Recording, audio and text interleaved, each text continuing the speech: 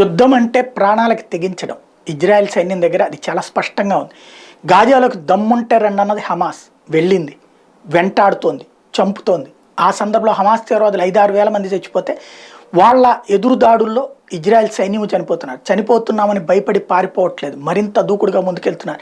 వెంటాడి వేటాడి చంపుతున్నారు. ఇప్పుడు తాజాగా హమాస్ తీవ్రవాదుల దాడిలో మరొక ఇజ్రాయెల్ సైనికుడు చనిపోవడంతో ఇజ్రాయెల్ సైనికులు వీరమరణం చెందిన వాళ్ళు 116కి చేరింది సంఖ్య. One more Israeli soldier has died after an intense battle in Gaza.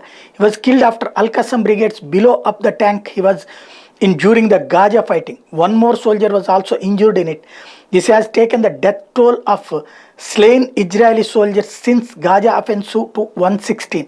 Meanwhile, Israeli forces claimed that many Hamas gunmen were killed in the last 24 hours. Israel Defense Force also released video of intense battles inside the Palestinian enclave. ఓ పక్కన వీళ్ళు చేస్తున్న దాడుల గురించి వీళ్ళే లెక్క ఇస్తున్నారు. ఎక్కడికైనా సరే ఎవరినైనా వదిలిపెట్టేది లేదని తేల్చి చెప్తున్నారు.